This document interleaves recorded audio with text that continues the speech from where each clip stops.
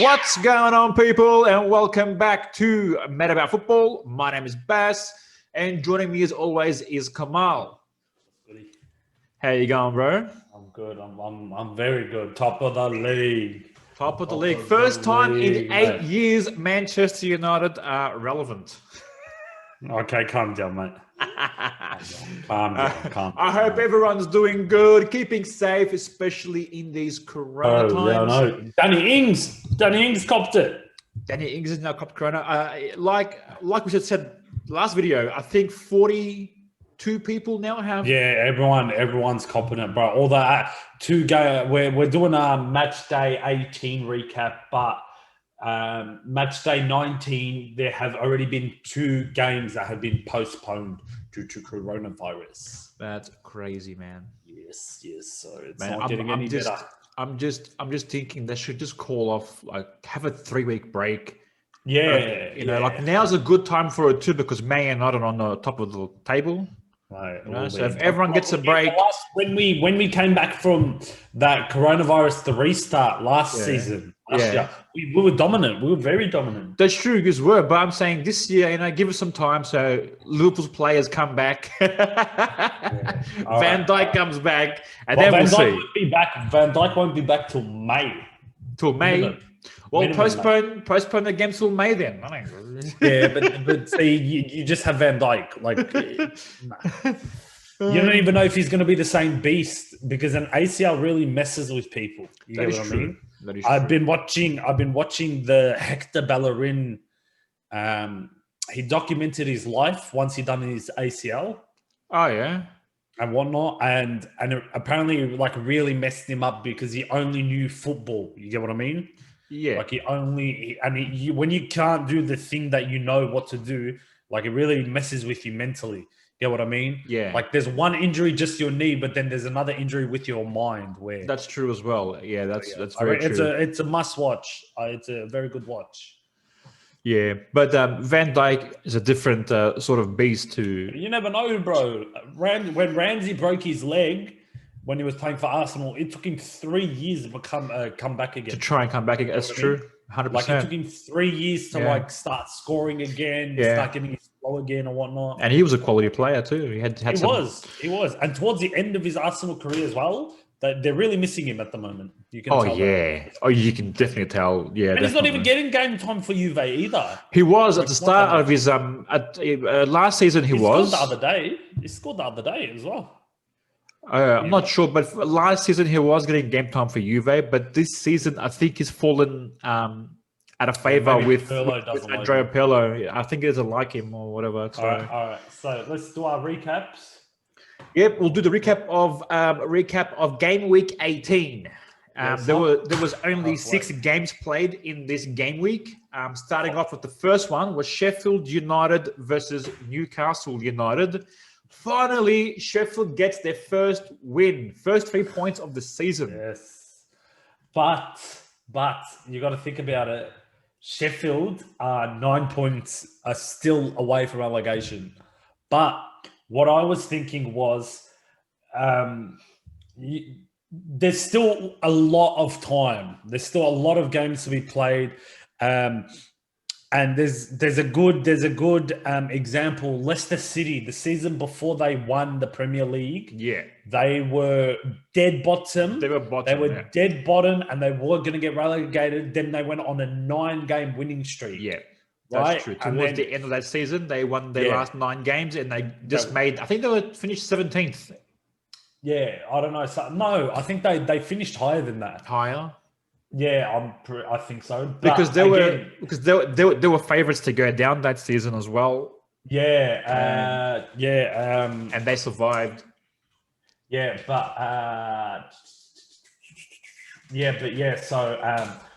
So good on them.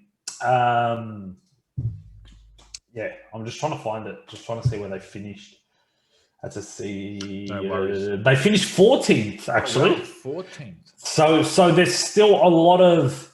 That's the year Burnley went down. Oh wow. Okay. See, Burnley went down. There's a different team. Look, there was Swansea, Stoke City in there. Wow, it's a different league altogether, Stoke mate. City, QPR, Hull City, Sunderland. Sunderland. Yeah, man. Yeah. Sunderland was a Premier League team once upon a time. Forgot about that. Yes. I'm looking at, yeah. Okay, yep. All right. So, yes, we'll go to the match. I thought, and see, it's good to finally see like them get a win, get a result. You get what I mean? Because it wasn't that they've been showing Sheffield of old. You get what I mean?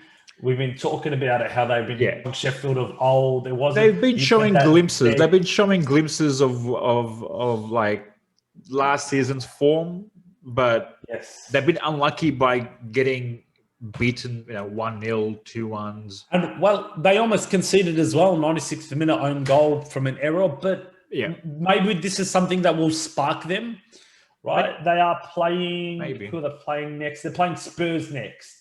So, but you never know, man. You never know. But, Newcastle were very disappointing to me, in my opinion. Well, it all started with Ryan Fraser getting sent off, man. He gets a yellow card, and then 3 minutes later, another yellow card. Like, Jesus. Yeah, I don't. Especially So the next 45 that were down, but and then Billy Sharp scores a penalty, and But do you think I was hearing that Billy Sharp should have been sent off? Why? I don't know. There was a challenge.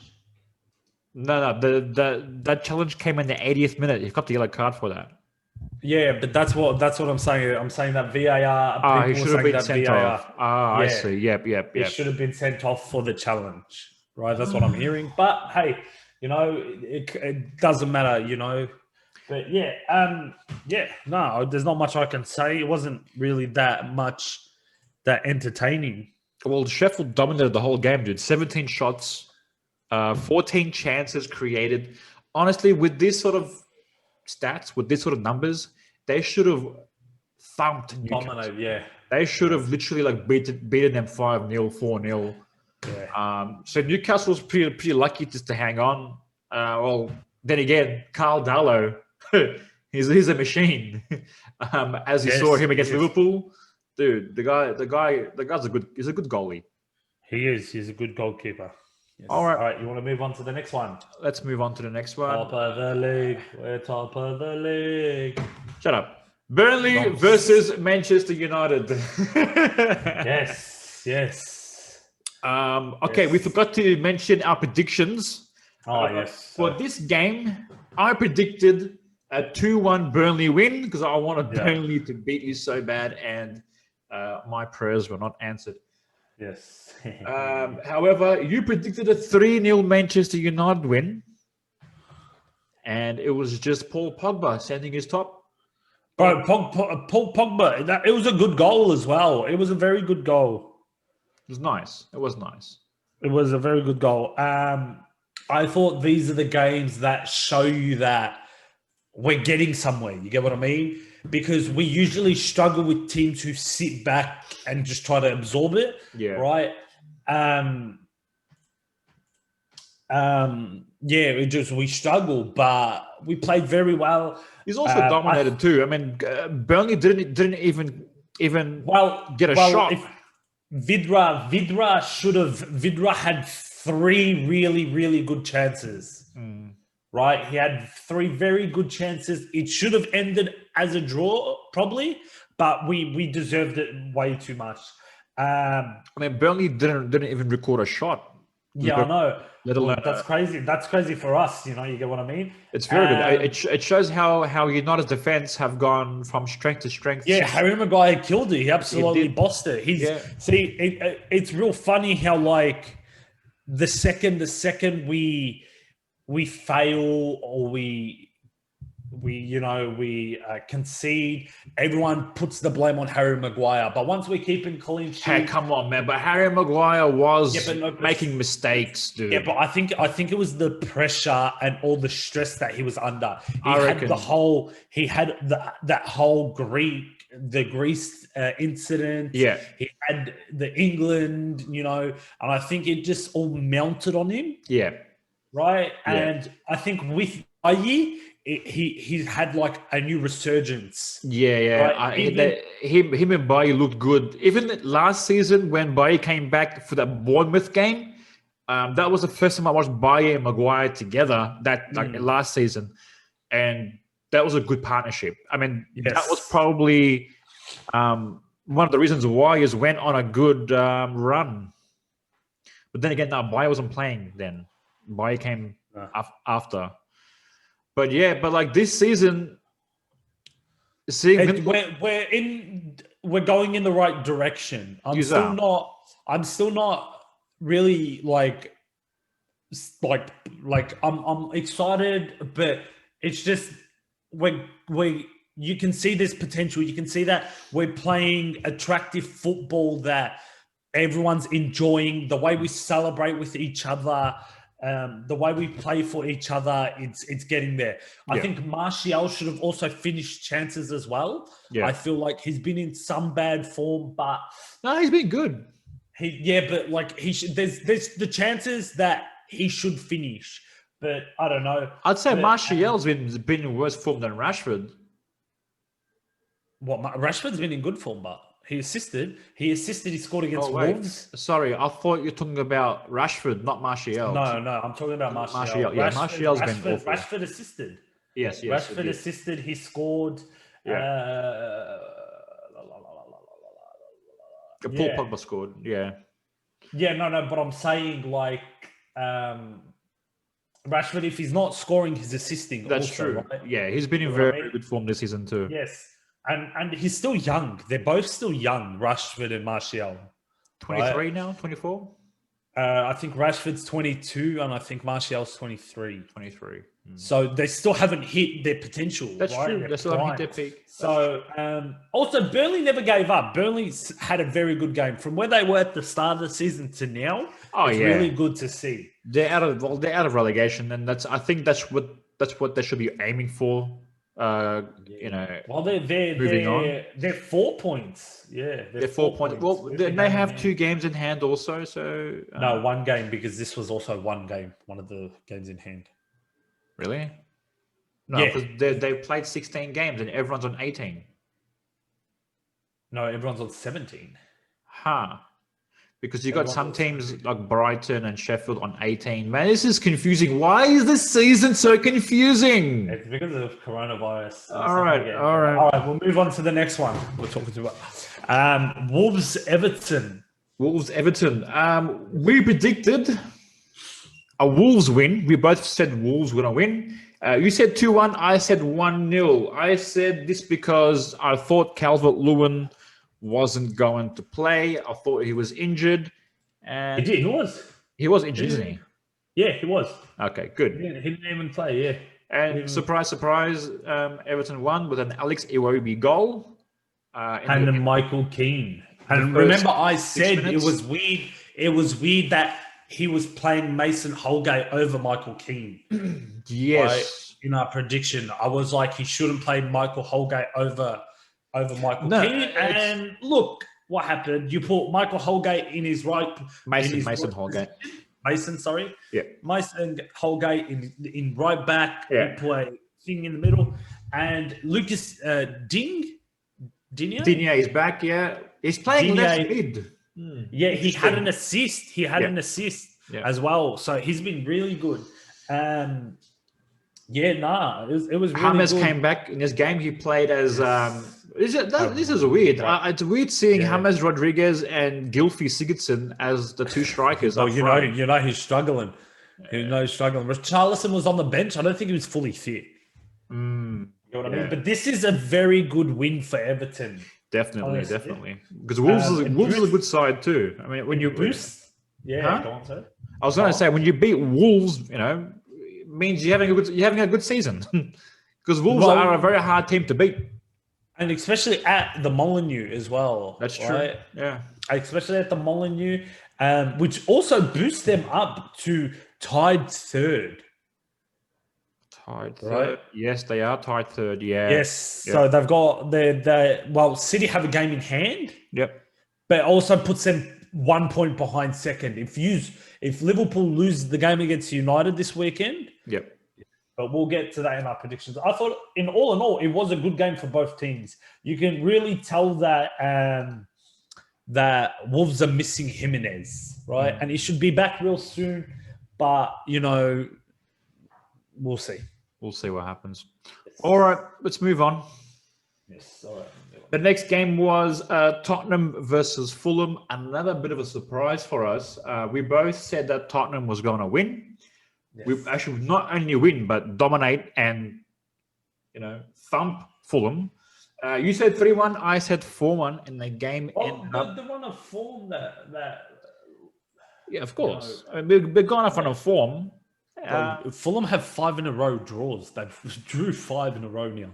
Right, which is points, which is still points. It's still points. They need all the points that they can get, and they're getting points from some big teams. Another draw for them against a top 6 side, Tottenham. They drew last week against Liverpool. They're doing okay. See, this is pure Mourinho. Score the first goal, then sit back and try to absorb. He's been doing that this whole season, right? And it's worked out. It's worked out in some games, but other games it's just totally failed. Yeah. I said it to you that if Fulham had better strikers, better finishers, they could have taken this game.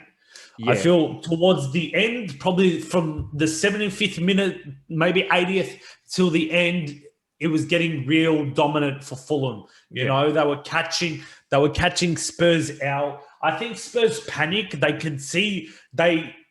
Once they concede and it's level, they panic. They're like, crap, we have to score now. And then they just push everything forward. Yeah. And they always score pretty late on. They always concede pretty late on. It's only when they get tired, they can't keep it up. It's not only that. It's when they concede late on, like after the 75th minute, they panic. They panic to try and score one. But it doesn't work out. And then they get caught out. Exactly. Yeah.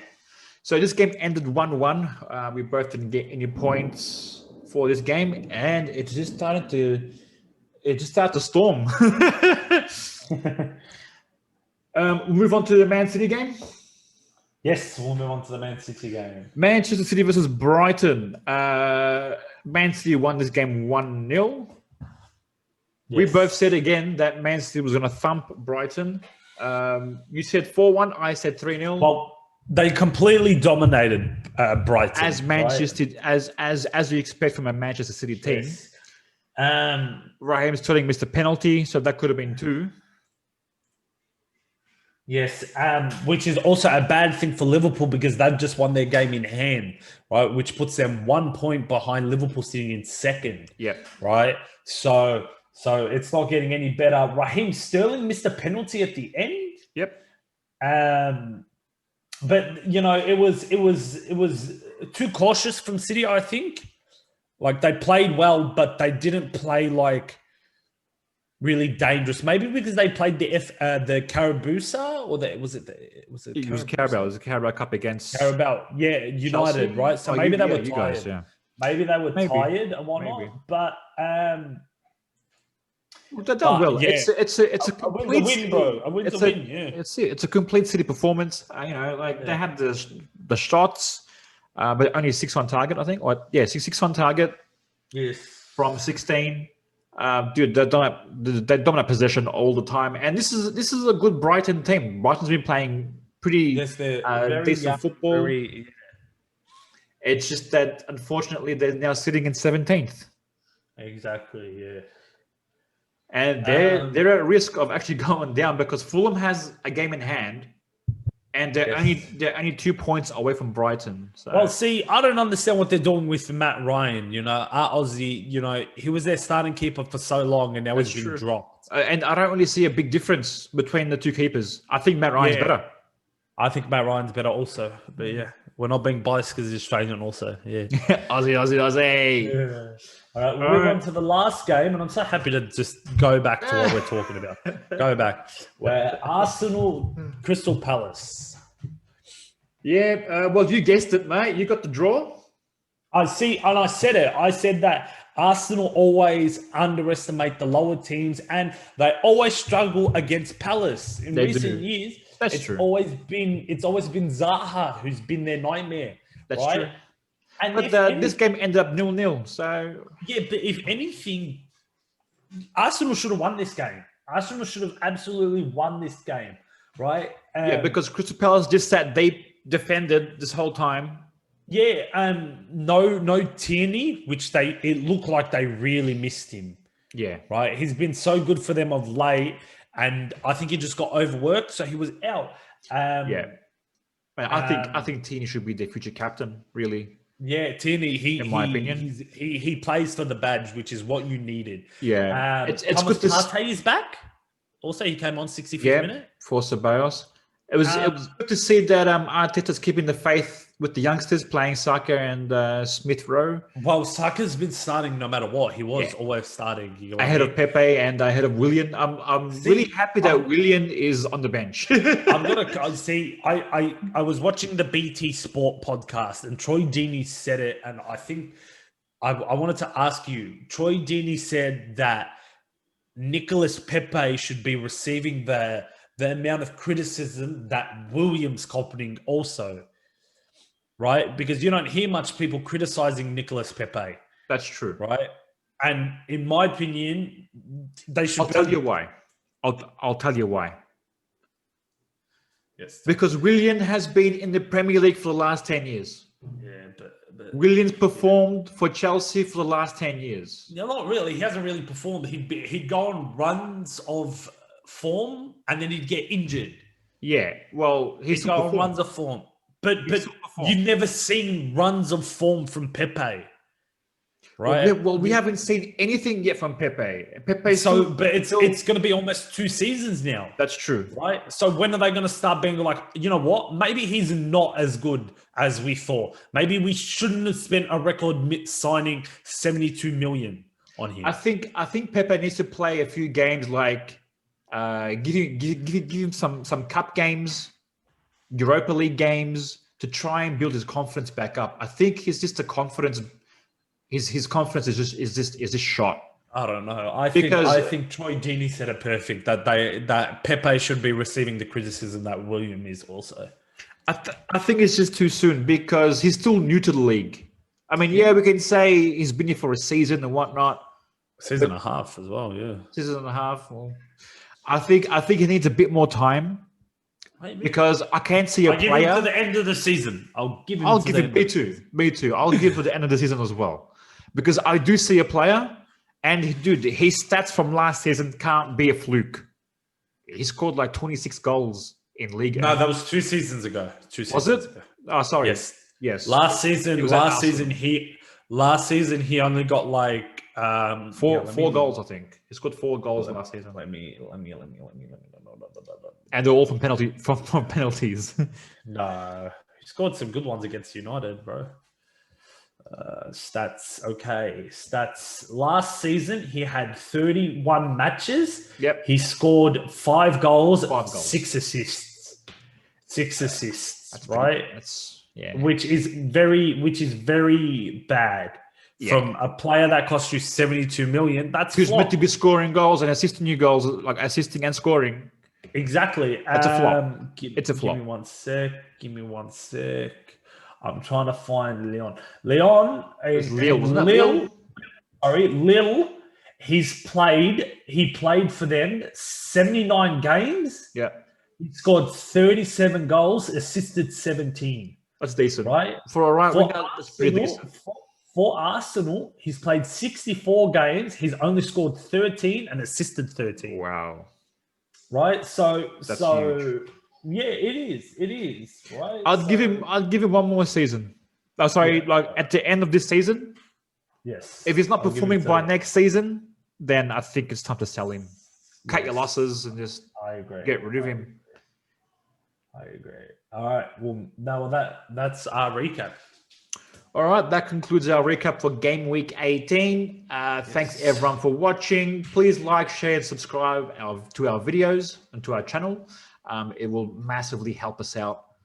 And that's all we have for you right now. We'll see you again for our next video, which will be the predictions video for game week 19. But for now, take care, and we'll see you later. Just skip that.